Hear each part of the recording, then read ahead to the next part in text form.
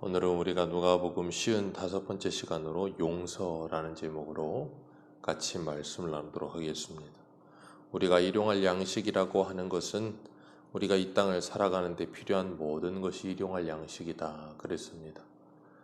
하나님의 거룩한 이름을 위하여 하나님의 나라와 하나님의 뜻을 이루는 삶을 살기 위해 필요한 모든 것들, 그 중에 가장 기본이 되는 것이 생명의 양식인 하나님의 말씀이라 그랬습니다.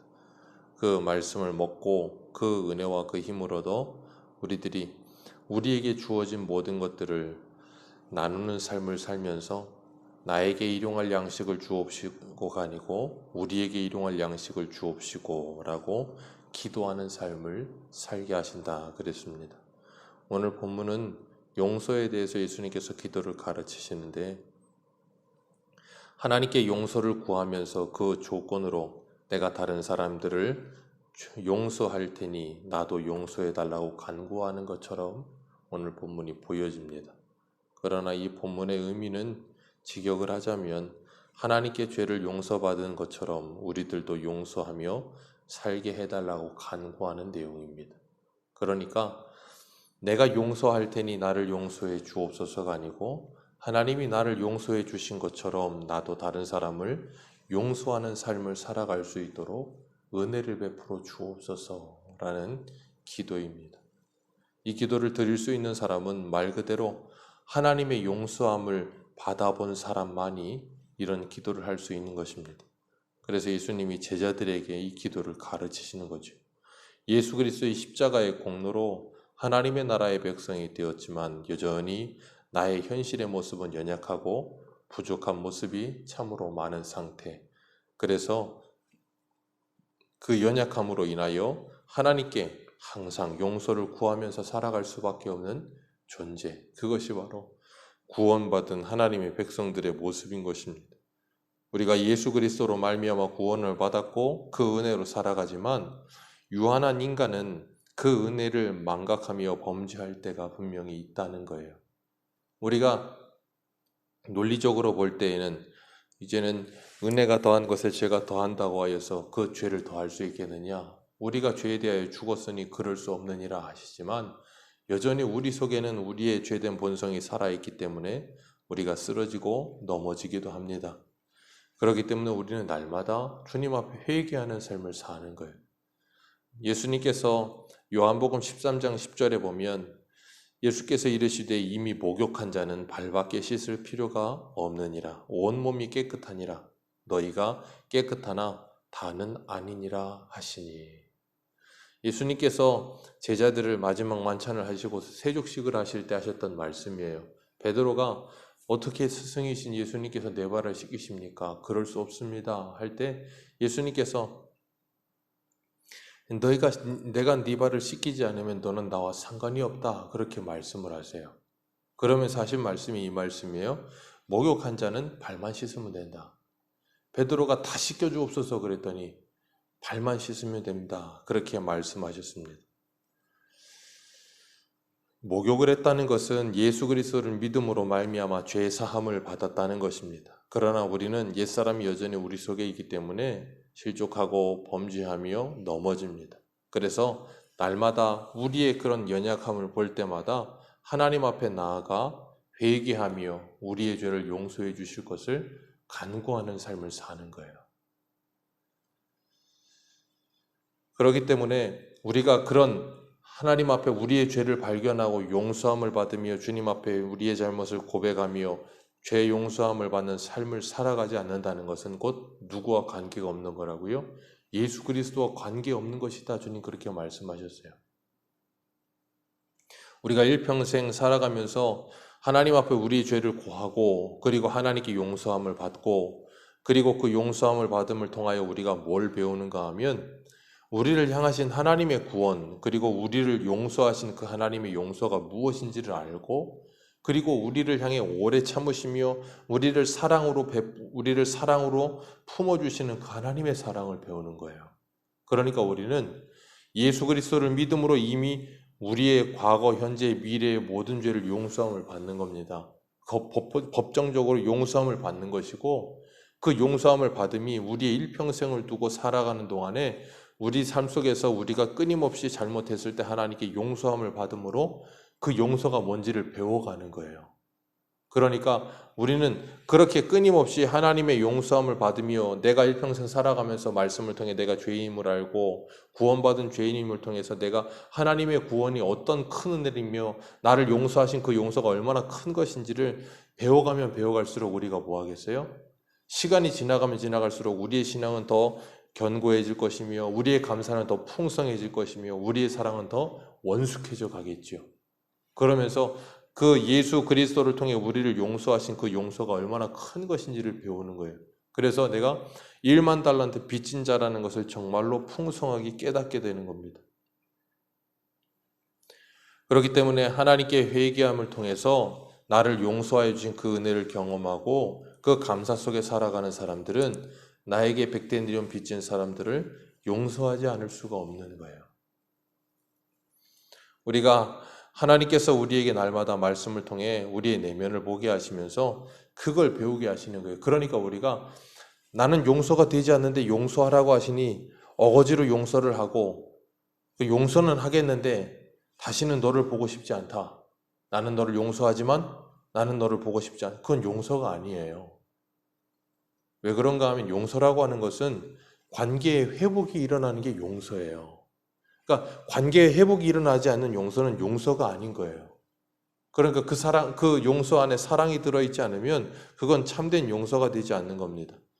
그렇기 때문에 우리가 하나님께서 우리에게 용서하라 하셨기 때문에 나는 용서한다. 그러면서 나는 용서할 거야 한다고 해서 되는 용서가 아니고 끊임없이 뭐 해야 되는가 하면 내가 용서할 수 없음을 발견해야 되는 거예요.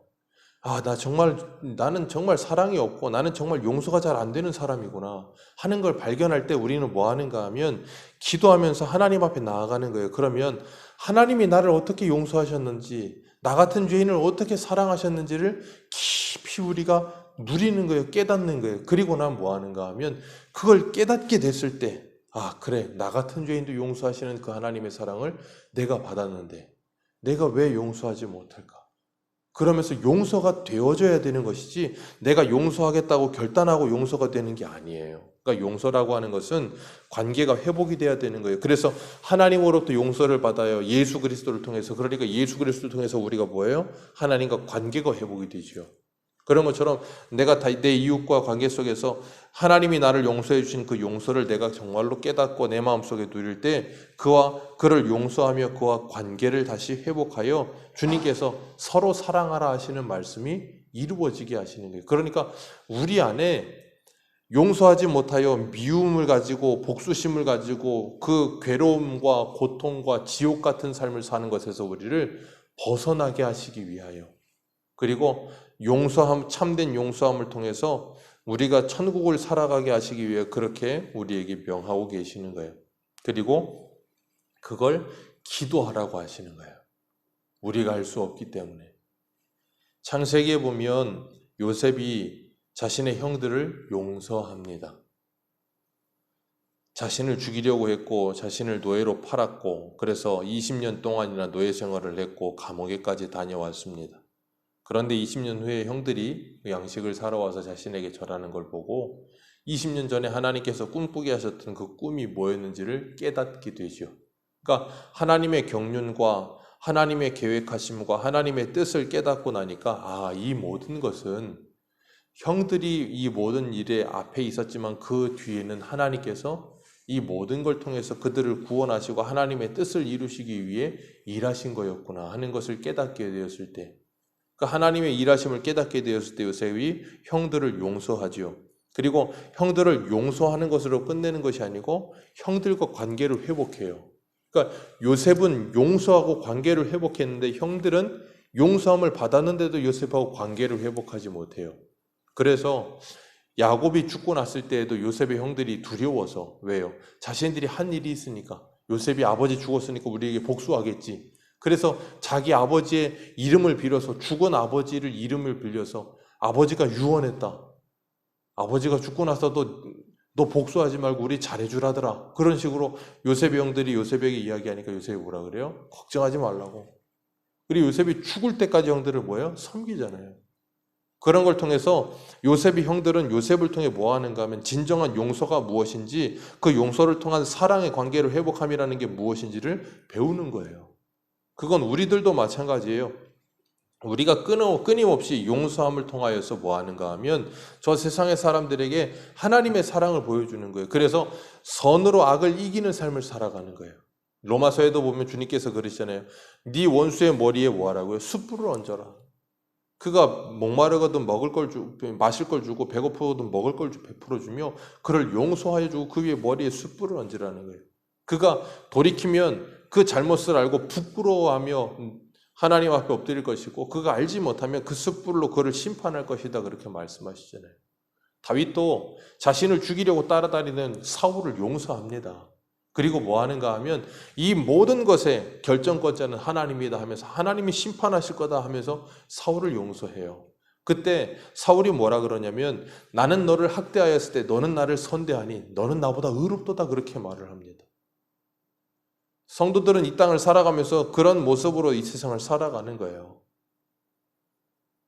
어떻게 가능하다고요? 하나님이 나를 용서하신 그 용서가 무엇인지를 분명히 알게 될 때. 그래서 우리는 기도하지 않으면 그게 불가능해요. 베드로가 마태복음 18장에서 용서에 대해서 예수님께 질문합니다. 마태복음 18장 21절 22절에 그때 베드로가 나와 이르되 주여 형제가 내게 죄를 범하면 몇 번이나 용서하여 주리까? 7번까지 하오리이까? 예수께서 이르시되 내가 이르노니 7번뿐 아니라 70번을 7번까지라도 할지니라. 아멘. 베드로는 원래 유대인들은 용서라고 할 때 3번 용서합니다. 첫 번째, 두 번째, 세 번째까지. 그리고 난 다음에 용서가 없어요. 그런데 베드로가 용서를 예수님께 질문하면서 7번까지 할까요? 그렇게 말해요. 그러니까 보통 유대인들이 용서라고 하는 것에 배가 더 되는 용서를 말하지요. 그러니까 정말 많은 관대함을 가지고 이 정도면 되겠지 하라고 이야기하는데 예수님은 오히려 70번씩 7번이라도, 이게 말은 뭐냐면 어떤 사람이 나에게 한 가지 죄로 490번을 잘못한다 할지라도 그걸 용서하라는 거예요. 그 말은 뭐냐면 끝까지 용서하라, 그 말이에요. 왜요? 하나님께서 우리들을 그렇게 끝까지 용서하시거든요. 하나님이 우리를 오래 참아주심으로 끝까지 용서하여 주시어서 우리가 뭐예요? 하나님이 예수 그리스도를 통해 우리를 용서하신 그 용서가 뭔지를 우리가 뭐예요? 철저하게 깨닫는 거예요. 그래서 우리는 이 땅에서 일평생 하나님께 회개하며 그 회개를 통해 용서함을 받는 경험을 갖는 거예요. 왜요? 예수 그리스도를 통해 우리를 용서하신 그 용서가 얼마나 큰 것인지 우리는 제대로 알지 못하기 때문에 그걸 가르쳐 주시는 거예요. 그렇기 때문에 뭐예요? 찬송가 가사처럼 주를 더욱 사랑, 그 찬송이 나올 수밖에 없는 거예요. 그 사랑이 높이와 깊이와 넓이와 길이가 얼마나 광대하고 얼마나 위대한 건지를 배우는 거예요. 그러니까 그걸 일평생 가도 다 배우지 못할 그것을 우리가 뭐 그냥 조금 안다고 난 다 알아 라고 말을 한다면 그게 얼마나 어처구니 없고 어리석은 말이겠어요. 그러니까 그런 말을 한다는 것 자체는 이미 그게 뭔지를 아직 모르는 거예요. 그러니까 안다고 말하는 그 사람은 모르는 거예요. 나는 그 사랑이 얼마나 큰지를 알기에 나는 모른다라고 말하는 게 아는 거예요, 오히려. 그렇기 때문에 우리는 일평생 하나님의 그 위대하심 앞에 겸손할 수밖에 없는 것이고, 그 하나님의 위대하심 앞에 낮아질 수밖에 없는 것이고, 그런 사람에게 하나님의 은혜를 더 부어 하나님의 은혜를 더 풍성히 누리게 하시고 하나님을 더 많이 알아가게 하시는 거예요. 이 세상에서도 그렇잖아요. 우리가 일평생 배운다고 하잖아요. 그리고 3살짜리 아이에게도 배울 것이 있다 그러잖아요. 어떻게 가능해요? 겸손한 자만 가능해요. 겸손하지 않은 사람은 일평생 가도 배울 게 없어요. 왜? 내가 제일 잘났거든요. 그래서 다 배울 게 없는 거예요. 근데 겸손한 사람은 모든 게 다 배울 거예요. 하나님께서는 교만한 자는 물리치지만 겸손한 자는 하나님의 은혜를 베풀어 주신다라고 말씀하십니다. 그렇기 때문에 우리가 그 하나님의 은혜 가운데 살아가면서 용서가 되지 않는 그 사람을 용서하는 법을 배워가는 것, 내가 용서의 기술을 뭐 많이 알아서? 아니요. 뭐 어떻게 심호흡을 해서? 아니면 무슨 그냥 됐다, 용서했다 치자, 그런다고 해서 그게 용서가 아니에요.